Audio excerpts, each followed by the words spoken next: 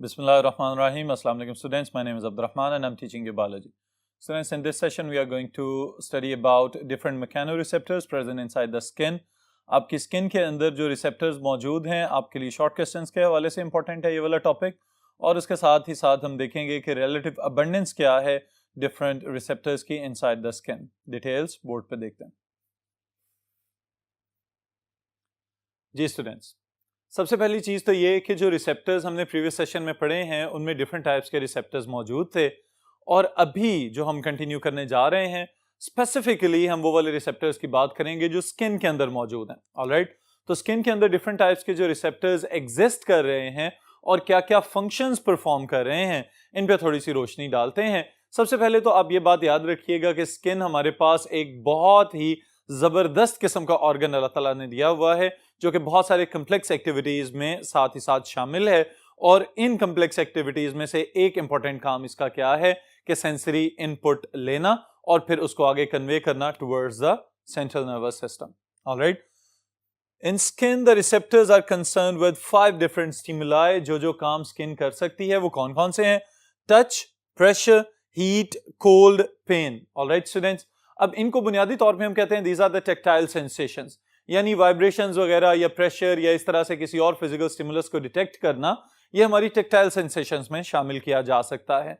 अब इसके लिए हमारे पास स्पेसिफिक टाइप्स ऑफ रिसेप्टर्स भी मौजूद होने चाहिए जिनको जनरली हमने कहा था कि मैकेनो रिसेप्टर्स हैं, लेकिन उन मैकेनो रिसेप्टर्स को फर्दर हम डिफरेंशिएट करते हैं इनटू डिफरेंट टाइप्स, जिसमें स्टूडेंट्स आप याद रखिएगा कि पेसिनियन कॉर्पसल्स हैं, मेजनर्स कॉर्पसल्स यहाँ पे मौजूद हैं, हेयर एंड ऑर्गन्स जिनको हम कहते हैं वो हो सकते हैं, मर्कल्स डिस्क्स मौजूद हो सकती हैं या रफीनीज ऑर्गन्स मौजूद हो सकते हैं, लेकिन हम यहाँ पे सिर्फ वही स्टडी करेंगे जो आपके सिलेबस में शामिल है. तो उसके लिए स्टूडेंट्स एक इंपॉर्टेंट स्टेटमेंट एमसीक्यूज के लिए आप याद रखिएगा. 3 different types of sensory organs या सेंसरी एंडिंग्स जिनकी हम बात करेंगे यहाँ पे वो कौन कौन सी हैं. The first one are the hair end organs.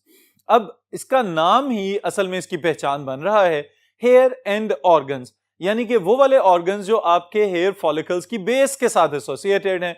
अब बुनियादी तौर पे जैसे ही आप किसी हवा वाली जगह पे जाते हैं या आपके बालों के ऊपर से हवा गुजरती है तो आपको वो फील होना शुरू हो जाती है. There is a type of physical stimulus, और वो फिजिकल स्टिमुलस जो है वो आपके हेयर एंड ऑर्गन्स आपको फील करवाते हैं कि यहाँ पे कोई हलचल हो रही है, आपके बाल हिल रहे हैं या मूव कर रहे हैं. ऑलराइट, तो उसी वजह से इसका नाम भी हेयर एंड ऑर्गन रख दिया गया है. They are present at the base of hair and receive the touch stimulus. That touch can be any type of physical stimulus जो आपको ये फीलिंग दिलाएगा कि your hairs they are moving. Alright students, फिर इसके साथ ही साथ जो सेकेंड टाइप ऑफ मैकेनोरिसेप्टर हम डिस्कस करेंगे that is Meissner's corpuscle. जी स्टूडेंट्स, Meissner's corpuscles हमारे लिए बहुत ही ज्यादा इंपॉर्टेंट किस लिहाज से इंपॉर्टेंट है कि बिल्कुल इसी तरह अगर आप इमेजिन करना चाहें जिस तरह के माहौल में हम रह रहे हैं, अगर अचानक आप चलते हुए जा रहे हो अपने घर के अंदर और बिजली चली जाए, कंप्लीट ब्लैकआउट कंडीशन के अंदर आपको हाथों से टटोल के सरफेसेस को डिटेक्ट करना पड़ता है और आप अपना रास्ता तलाश करते हुए आगे चले जाते हैं. तो ये जो हाथों से टटोल रहे हैं असल में आपके ये जो सॉफ्ट सेंसिटिव पैड्स हैं फिंगर टिप्स के ऊपर, ये इनकी बदौलत है कि आप सरफेसेस को पहचान पाते हैं. ऑलराइट, बिल्कुल इसी तरह से कि जैसे अगर आपने ब्लाइंड लोगों की जुबान समझी हुई हो या कभी देखा हुआ हो जिसे हम ब्रेल कहते हैं, तो वो भी डॉटेड लैंग्वेज उसको कहा जा सकता है. मुख्तलिफ टीवी रिमोट्स वगैरह के ऊपर आपको डॉट्स नजर आते हैं.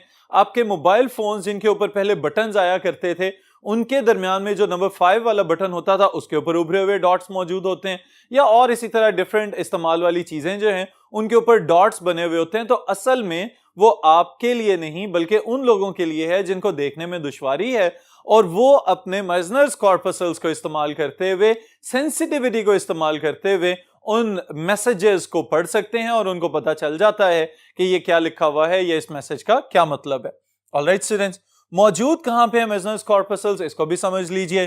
दे lie in papillae which extend into the ridges of the fingertips. इनको हम पेपिलरी रिजेस भी कह सकते हैं. बुनियादी तौर पे अगर हम अपनी उंगलियों की स्किन या हथेलियों की स्किन पे गौर करें स्टूडेंट्स, तो हमें पता चलता है यहाँ पे उभार बने हुए हैं. ऑलराइट, उन उभारों को जब हम एक क्रॉस सेक्शन की फॉर्म में देखते हैं तो निचली साइड से स्किन थोड़ी सी उभरी हुई है. अब वो जो उभरी हुई स्किन है उस जगह पे जहां पे वो रिज बन रही है वहां पे नीचे से सेंसरी एंडिंग्स आके एक्सटेंड होती हुई अटैच हो रही हैं और उन सेंसरी एंडिंग्स को हम कहेंगे these are the Meissner's corpuscles. Alright, इनकी शक्ल किस तरह की नजर आती है हमें? Corpuscle consist of spiral and much twisted endings, each of which ends in a knob. knob उभरा हुआ स्ट्रक्चर। ऑलराइट, अब ये उसका स्ट्रक्चर है बुनियादी तौर पे जिसकी यहां पे बात की जा रही है कि ये बलदार या स्पाइरल साख पे मुश्तमिल हो सकता है और इसके साथ ही साथ जो एंडिंग्स हैं वो आपस में ट्विस्ट हो चुकी हुई हैं, उनको बल पड़ चुके हुए हैं और एंड से वो उभरे हुए नजर आ सकते हैं। काम क्या है इनका स्टूडेंट्स? टच रिसेप्टर्स हैं, तो इसका मतलब मैकेनो रिसेप्शन कर रहे हैं और इन नर्व एंडिंग्स या नोब्स के ऊपर फिर एक और एक्स्ट्रा लेयर मौजूद है जिसकी वजह से हम इनको कहते हैं these are the encapsulated endings. Alright, फिर इसी तरह जो third type of mechanoreceptor हम यहां पे देखेंगे they are Pacinian corpuscles.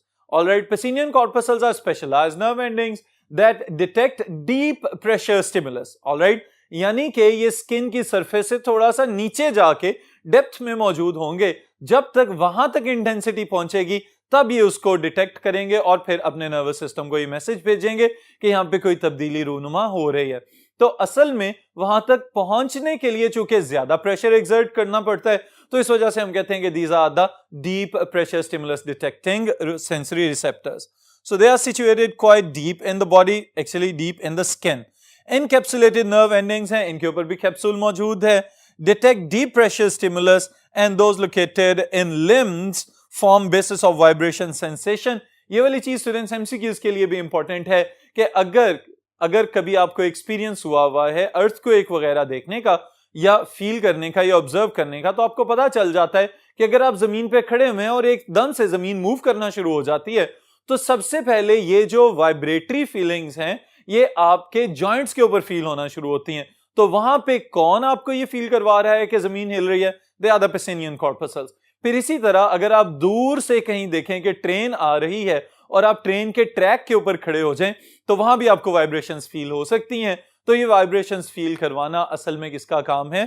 पेसिनियन corpuscles का काम है। स्पेशली रोडेंट्स वगैरह की जब हम बात करते हैं तो उनके अंदर हमें ये ज्यादा स्पेशलाइज नजर आते हैं। जब उन्हें पता चलता है कि कहीं जमीन वाइब्रेट करने वाली है, अर्थक्वेक आने वाला है, तो दे immediately move themselves to the safer places। Alright students, फिर इसके साथ अगर हम दूसरी बात करें जो कि हमारे इस टॉपिक का आखिरी हिस्सा होगा, that will be the relative abundance of different receptors, कि स्किन के ऊपर जो मुख्तलिफ रिसेप्टर्स हैं उनकी तादाद एक दूसरे के लिहाज से कितनी है। जी स्टूडेंट्स, आपके लिए स्पेशली एमसीक्यूज के हवाले से ये बहुत इंपॉर्टेंट है स्टेटमेंट, इसलिए इसको याद कर लीजिएगा। relative abundance of different receptors inside the skin।